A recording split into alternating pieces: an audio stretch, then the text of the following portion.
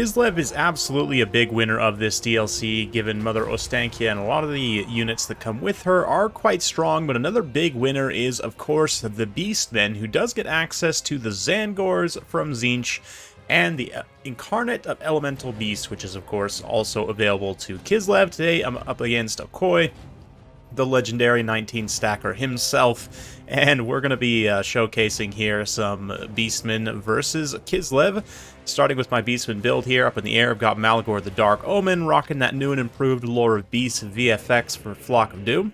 And we've also got a front line of Zangors for the Beastmen. Zangors are pretty awesome, given how they're only 700 points, you got 80 armor, silver shield, decent, of course, stats all around, really good charge bonus as well.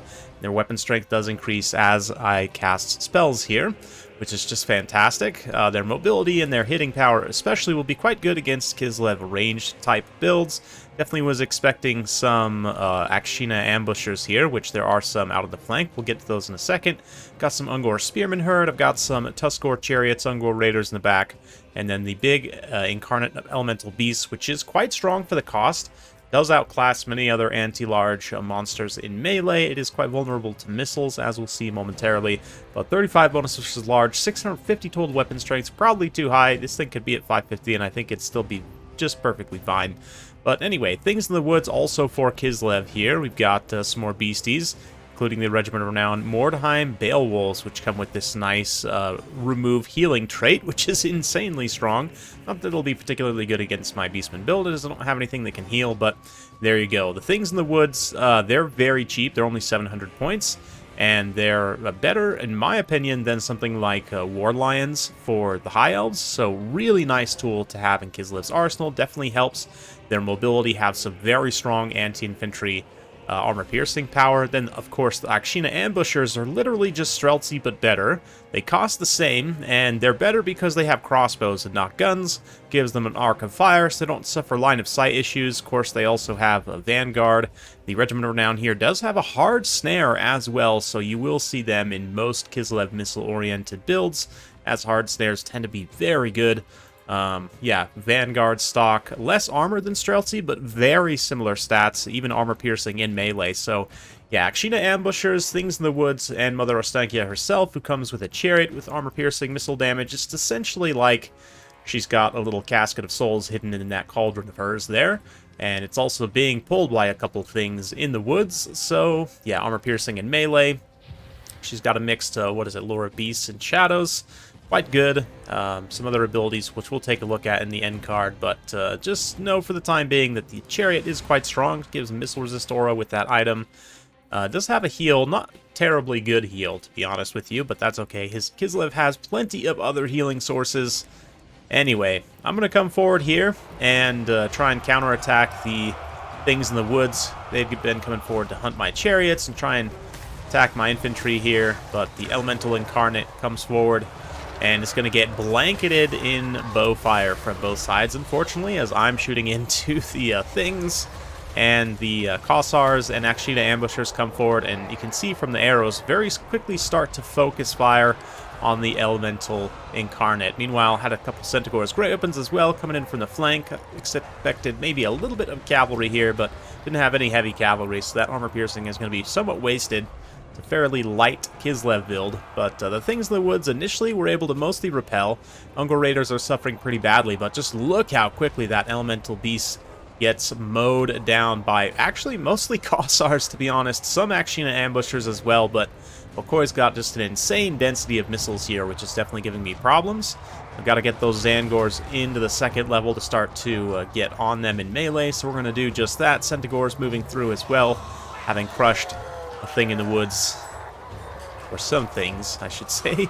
But Zangor's looking very cool. The Centaur's also getting a nice charge there. The Chariots also will be pretty effective at just kind of disrupting and keeping Kislev units on the back foot. But speaking of being on the back foot, I'm already definitely feeling the pain of losing quite a bit of value. But of course, Beastmen are quite scrappy, especially in a situation like this. Still got plenty of mobile units on, and I feel confident I can maybe get some of these Raiders back online. The thing in the woods is also momentarily here to try and counterattack those things there. So yeah, Elemental Incarnate is pretty good. I didn't showcase it well in this battle, obviously, because I just got it mowed down by mass missiles. But trust me, in matchups where you don't face as many missiles, or like if you're a skilled Beastman player and you can actually not just blunder it into a massive volley, then it definitely can be very effective. But yeah, Mother Ostankia also throwing out her bears thing there. We've got Flock of Doom. Again, new VFX for all Lore of Beast spells. I believe Lore of Light as well. I might be pretty sure. Have to double check me on that. But yeah, these actually ambushers over on this side getting pretty heavily compromised, but decent combat stats. They should be able to hold out okay. Zangor's starting to mow through some of these Kossars, getting some back from route as well. Destroyers of Drakvald moving back to try and bail out those Ungol Raiders who are using their bows to try and protect themselves to somewhat decent effect. But it's definitely feeling tough right now in terms of the balance of power. I'm definitely feeling some of my losses, but I'm also fairly confident. I mean, these Zangors, as long as I can keep them from taking too much damage, they'll be able to deal with a lot of what's left here. And especially with the Centaurs and Malagor all now in support position, you can get everything together and try and take out this last really strong pocket of Kislev missile units. But the Akshina ambushers, we'll compare them to Shades after the fact. Actually, very similar to Shades in many ways, but it probably just strictly better, to be honest. They're so strong. I wouldn't be surprised if they got a cost increase or some kind of nerf in the 4.1 update. Guess kind of just depends on how Kislev's win rate shakes out in various situations. But the Akshinas, especially for something like Domination, where Vanguard becomes a lot more powerful, I could see them being insanely strong there as well, especially if you're able to get like a good kind of critical mass of them.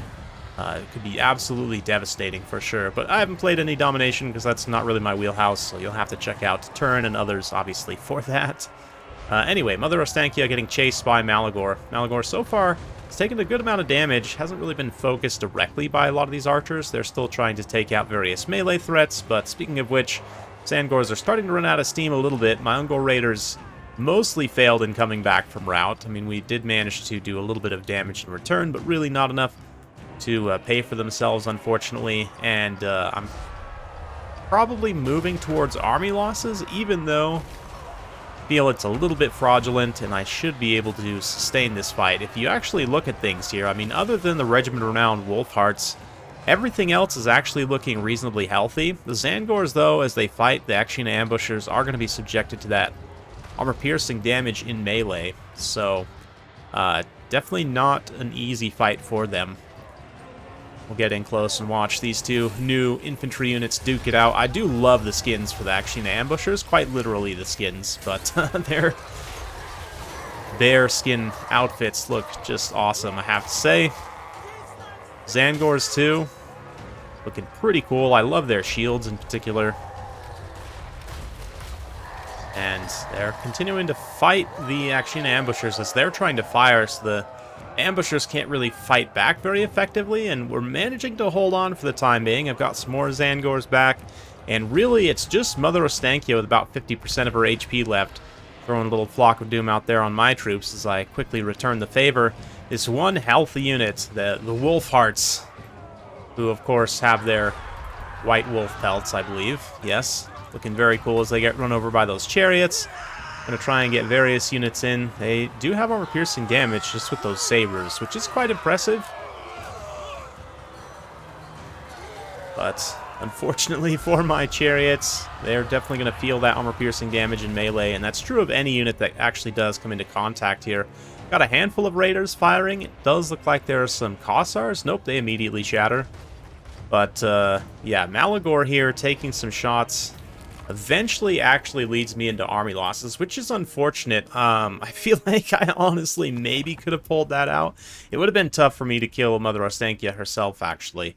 But it was a very close fight, a lot closer than I felt that Balance of Power was saying for the most part. But definitely a fun one. Well played to Okoye. And I have to say, the new Kislev stuff feels very strong. Like, I think they're probably the biggest winners of this DLC. Tzeentch is good. The Changeling situationally is going to be insane as well. We'll probably just completely break some matchups. But outside of those niche situations, the Changeling, again, I'm not the biggest fan of how it was implemented. If you missed my video yesterday, definitely go check that out. But Kislev, though, these Akshin ambushers here, I'm actually able to somewhat deal with them, but just in general, in my experience, they've been very strong. You'll see that in upcoming replays as well. Things in the Woods also seem situationally very good. They are pretty vulnerable to missile fire, and even like relatively cheap anti-large, but they are quite dangerous, and especially used in combination with other units for Kislev, are a really nice kind of tool to have in your toolkit. Hussars, of course, are what they always have been, fairly solid for the cost, especially if they're able to use their bows to good effect, which they definitely did against my Elemental Incarnate, which definitely set me back kind of from the outset. Honestly, just keeping this thing back and helping kind of defend my archers from the Things in the Woods more, rather than having it move forward. There really wasn't a lot of targets to go after, other than Mother Ostankia herself, but if I had been able to preserve them until the late game, that would have been my ticket to victory for sure. But pretty happy with how the Zangors perform in the Beastmen's roster. In land battles, definitely makes a lot more sense here than on Tzeentch's roster, but we'll see how they end up playing out in sort of the long run. I often am wrong on these early access takes, so I have no problem saying that, you know, take this information all with a grain of salt. Ungor Spearman Herd actually doing quite well there as well. But yeah, it definitely feels like a really nice tool to have on your belt on both sides, honestly. So the Beastmen kind of getting a surprise. I mean, I certainly wasn't expecting Zangors in this DLC, so that's a very welcome surprise. 700 points, and yeah, 80 armor, silver shields, magical attacks, barrier. They've got essentially the same stats as Bestigors, just with no armor piercing, less weapon strength, armor, a little bit less leadership. The difference in HP is more or less made up for by the barrier. It becomes a lot, pretty much negligible. I mean, it's 400 points, which is not nothing, but it's pretty close to nothing, you know. Definitely interesting, though. I mean, I do think you'll see a lot of use for Zangors as kind of a more reliable, it's still fast, still hard-hitting, but just a little bit tankier backline unit, especially when you compare them to something like, you know, Goreherds having no armor whatsoever.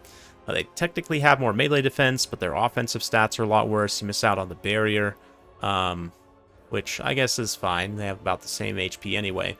But it's definitely interesting, you know, having also Elemental Incarnate of Beasts is, yes, 1800, less than 10,000 HP, which I guess is a balancing factor to a degree. Like when you look at the Gorgon, has less weapon strength, right? But it does have more HP base plus regeneration. So, I mean, yeah, I need to do some more testing with this thing and really drill down how I feel about it, but it definitely seems very strong on the outset.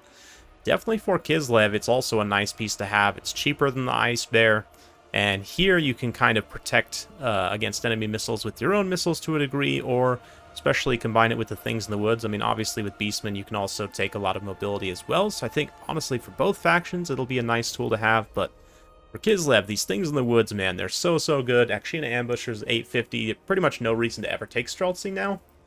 Just in my opinion, until they fix line of sight issues on guns, Akshina Ambushers are just going to be strictly better, even in a frontline scenario, to be honest. Yeah, and then of course Mother Ostankia is quite good. I haven't talked about the Hag. We'll feature her in a replay upcoming soon. But love the additions for Kislev. Maybe a little bit too strong, but it's good for them. Hopefully they bump up to, you know, kind of top of the tier list. We'll see, definitely. But hopefully you guys enjoyed this. If you like this sort of content, be sure to like, subscribe, hit that bell notification button. Every time I upload a new video, you'll be notified. Thanks again. We'll see you next time.